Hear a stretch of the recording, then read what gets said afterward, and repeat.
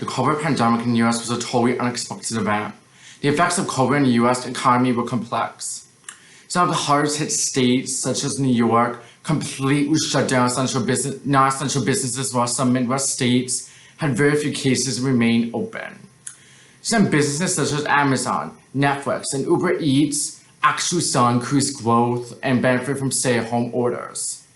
Other companies such as gyms and airlines were completely shut down. Supply and demand for certain products such as toilet paper were also affected by the pandemic.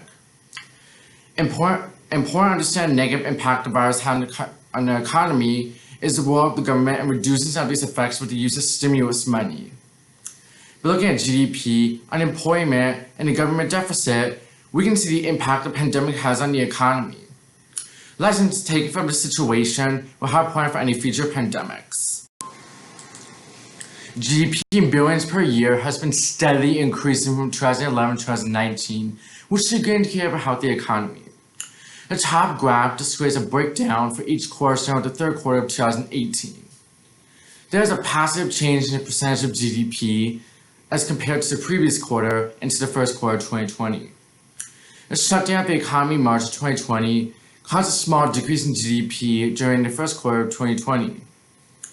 This was followed by a dramatic decrease in GDP at 31.4% during the second quarter, an indication of the severe negative effect COVID had on the economy.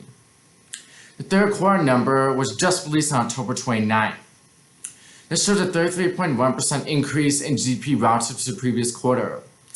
This is the largest ever quarterly rise in GDP, representing a recovery of 2/3 of the loss that occurred since the beginning of the pandemic. The graph on the bottom shows percent of monthly US unemployment.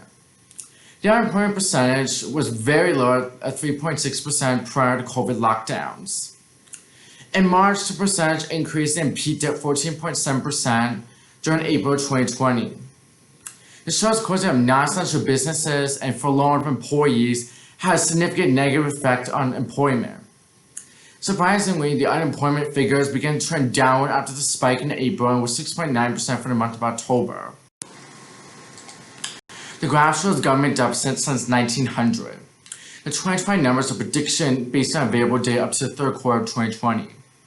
The predicted deficit for 2020 is 3.13 trillion or 14.1% of the total GDP. This is the highest deficit since 1945. Based on the analysis of GDP, unemployment, and the predicted government deficit, the COVID pandemic has had a very negative effect on the US economy. This is not surprising, but the effect seems to be short-lived. The third quarter of 2002 shows the largest increase in GDP in US history. In addition, unemployment continues to go down.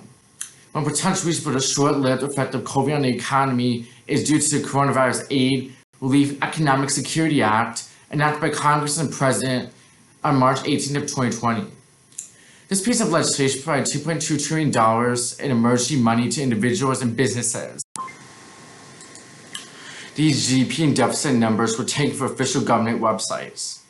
For unemployment, there was some impact of COVID on the actual data collection. One affected data typically collected by the collection centers was instead collected by web this month. The majority of in-person interviews were collected by telephone. This means the recent data was not collected the same as historic data. The BLS website also noted that people who are absent from work due to temporary pandemic-related closures or cutbacks could have been misclassified. One other impact on the unemployment numbers is the anticipated effect of the $2.2 trillion stimulus package. This bill gave $600 per month to unemployed workers in addition to $600 unemployment checks. 63% of those collecting benefits were getting more than they would be if they returned to work. Rather than risk being potentially exposed to COVID-19, some people decided to remain unemployed. This would temporarily inflate the unemployment number. So for the deficit graph, the only data available is 3Q 2020.